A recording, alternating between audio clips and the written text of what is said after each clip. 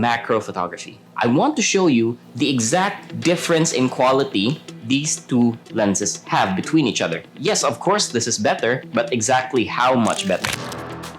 If I seem super sweaty on camera, and if I seem like my clothes are wet, that's because I am, and that's because they are. It's super hot today, man. What's up? My name is Carl. Welcome to Cheapo Photography. So, what are we doing today? Macro photography. This is something, honestly, my partner should be talking about because this is his specialty. He is known to be, that is his thing. That is his thing. He's the man for that. But I like it too. So I'm gonna try my hand at it too. So what is this video about? Very briefly, this is gonna be very informative. I'm very interested because I haven't tested this out myself. So what do we have here? We've got the very typical 18 to 55 kit lens. Oh, sorry. I should finish my thought. So what is this video about? This video is about one thing and one thing only: macro photography. But more specifically, kit lens versus a 100mm Canon L lens with the red ring. This is a macro lens. So what is this video about? Very simply, this video is about one thing and one thing only: macro photography. But more specifically, how much difference is there between a kit lens and a Canon 100mm macro lens? So this is a very expensive lens that was designed for macro photography. It's at f2.8, 100mm, and minimum focusing distance is very near. This was made and built to shoot small stuff, macro. This is a thing you get when you buy a camera just so you have something to shoot with. It's not bad. A kit lens at 18 to 55 is honestly such a great thing because I love 50 and I love 18 as well. It's very versatile. It's for beginners. It is what comes with the body of the camera when you choose to buy the camera. And so manufacturers chose this specifically because you can practice with this. You can like find what you want to shoot. You want to shoot landscape with this? Sure, 18. You want to shoot like portraits? Sure, 50. This is one of the cheapest lenses out there, the cheapest Canon lenses out there, mainly because who doesn't have one of these? It just comes with the camera body. Some people give it out for free. So this is one of the cheapest lenses. And if I'm gonna compare this probably $20, $40 lens to this extremely expensive $400 to $800 lens, there's no point, almost, in all honesty. Because it's like, of course this is gonna win. So what is this video about? There are these three things. I hope you can see this on video. So we have these three things. Yeah, that's the thumbnail right there. So what are these exactly? These are 3-ring magnification. Oh shit! Killer wasp was on my hand. Did you get that on camera? So what are these things? These are 3 magnification rings that we can attach with the kit lens to make it macro capable. Well, as far as macro capable it can be, because look, this isn't a macro lens. This isn't gonna produce better pictures than this. But what the point of this video is, I want to show you the exact difference in quality these two lenses have between each other. Yes, of course, this is better, but exactly how much better? And we're gonna do a side-by-side with that. Exactly what are we gonna use to prove my point as our model? Meet my very first mechanical keyboard, the Royal Kludge 71. 71, Royal Kludge is the brand. 71 just means you have 71 keys. Mechanical just means it's different from the membrane keyboard. The membrane keyboard is the keyboard everyone in the world has used if you've ever used a computer. It's the very first keyboard that comes, it's the cheapest, it's the thing you used, okay? The mechanical keyboard, the difference is you can just swap switches and swap keycaps. Those are two different things. Now, look, this isn't a keyboard channel, so I'm not gonna go too deeply into that. If you wanna know anything about mechanical keyboards, ask me in the comments. I'll be glad to entertain you. Essentially, why I'm choosing this as our model is because we can shoot the letters. I'm gonna show you. We can shoot the letters and we can shoot very fine and small details. This is a hamburger with layers. It has lettuce, cheese, tomatoes, the steak in between. So this hamburger, I don't know how much this translates. This hamburger has layers, and we're gonna shoot that and do a comparison between, again, the kit lens and the 100mm Canon macro L lens. All right, enough blubbering. Let's get into the action. I'm just gonna start with the very obvious just to get it out of the way. You can see me and you can see the subject, right? I hope so. So when I'm this close, I can take this shot and it's the full length of the keyboard. And so now I'm gonna show you how far I have to move if we're gonna be using the 100mm. Look, it's for demonstration purposes, all right? It's very obvious that I have to move like far back, okay? Standing up, I have to move 1, 2, 3. Yeah. So just 3 steps away. Okay, can you see that? So just 3 steps away, you can get a shot of the full body of the keyboard. Okay, now that that's done, let's get actual detail of the stuff. Essentially, the point of this is to compare how much detail we can get out of a kit lens and out of a 100mm macro lens, so that you can figure out for yourself if you want to invest straight at a 100mm Canon L lens, or if you want to go the route of the kit lens, which is very easy to find, plus a magnifying modifier kit thing. I forgot what the name is, but I'll link it below. This keyboard is pretty dusty, but that's kind of the point. Let's get a full detail shot of the enter key. So since the L lens is already on, let me start with that. Okay, so just to be fair, the kit lens only goes as low as f4. The L lens can go down to like f2.8, but I'm gonna use f4 as well. Just, you know, make it as close as possible. And then every other setting is gonna be the same. I think this is what you call the Kanagawa wave or something. It's a very famous Japanese painting, the Kanagawa wave. I'm pretty sure you've seen it because it's everywhere, man. I'm gonna swap out the L lens.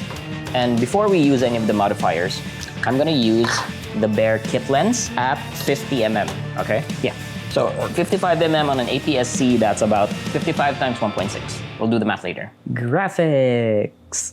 Oh, okay. So at 55, it's f5.6, so I'm gonna have to redo the shot. So I'm just gonna get as close as I can focus. At this distance, we can't focus already on the keyboard. So we kind of have to move from here. It's not catching focus because of the minimum focusing distance. So I gotta move back to about here. All right, so that's how much you can see. Okay, so we got that much detail at f5.6.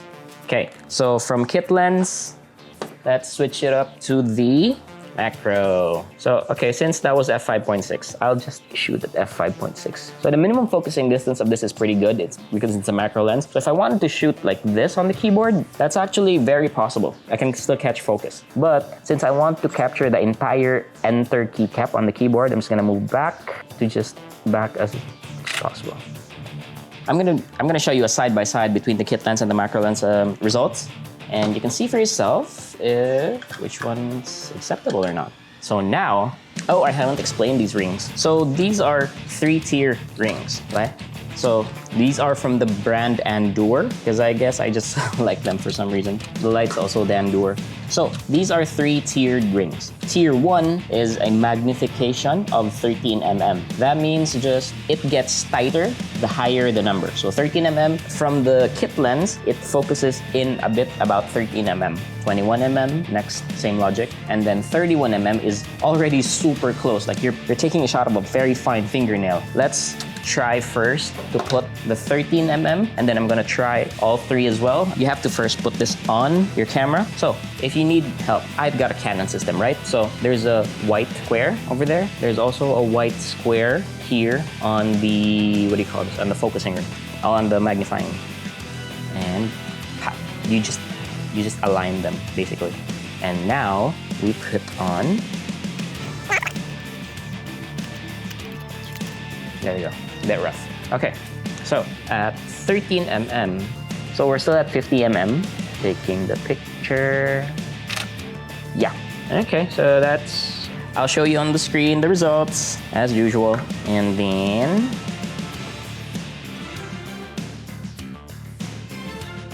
so we're switching from the 31mm to the 21mm. Yeah, so I should say, my focus points right now are on the Kanagawa wave. I hope I'm saying that right. My focus points are on the Kanagawa wave right now because the right side, the detail isn't very clear. It's very apparent that the left side is the main subject. Okay, so we're done with the 21. Let's use 31. It's pretty big and bulky now. This is what it looks like now with the kit lens and the magnifying lens. Look, magnifying lens isn't the official term. It's just that I didn't care too much to remember what it is. Okay, so all settings have been the same. Ooh, okay. So we're running into an error. It says the lens might be dirty. So there's a break in the connection somewhere. I've gotta address that right now. Ooh, okay, there we go. So this one's, the 31 is a very tricky one to use. I haven't actually used this too much. I've been very content with the 13 and 22 lenses. Ooh, holy balls. Wait a minute. Get it how you live it. Okay, So that's the shot. So, okay, the very big difference here is with the 31mm, you actually can't, and I can't anymore get the focus if I pull back. So what happened with 31mm now is for me to get the focus, I really had to, I think you saw me, like, I really had to push in, and that was the only way the autofocus was clicking. So,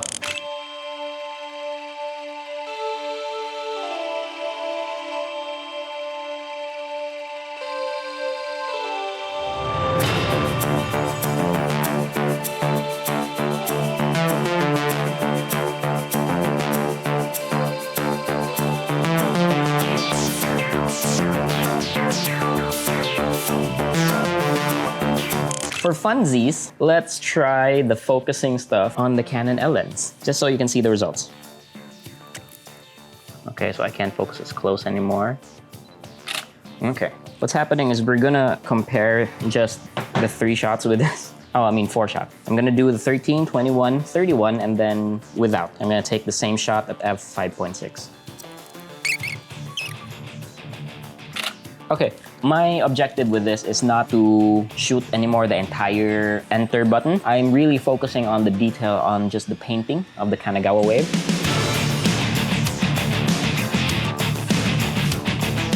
Yep, focus is really hunting. Ooh. Okay, so it's super dark, but I think the focus was on point. Okay, that's how much I can do with that. Woo. Bro, it's all these lights, man, is making me sweat. And finally, we get with a 31. So this is not possible for you to hear, but man, there was a lot of whirring going on with the camera trying to hunt that focus, and the lens was actually vibrating a bit. Whew. At 31mm, it's already getting super hard just to get focus, not because of the minimum focusing distance, but this is like, if this was macro, this is like super macro now. Like our macro lens is like a Super Saiyan now with how much detail we're capturing. The hard part about that, if you're gonna get into macro photography, you have to know that even just a jitter of your hand can cause the image to already blur. So you have to use a fast shutter speed, a tripod, or don't drink coffee and just be extremely steady. Because the thing with this, if it was like 300mm or 200mm, the problem would be exacerbated by so much. But with this 100mm, I can still use just my hands, shoot until I get it right, or just really calm down my breathing so that I can get the focus, or adjust the shutter speed. But I didn't want to adjust the shutter speed so that I can have the same shutter speed for all the lenses. Now that we've got all the shots, I'm gonna edit all the shots and I'm gonna show you a raw and edited side by side. So, Carl here, Cheap and Good Photography. See ya. Watch. Amazing transition. Okay, so if this clip is the one that makes it to the end of the video, this is day 2 and take 3. Because I keep effing up the audio. Okay, let me start this again.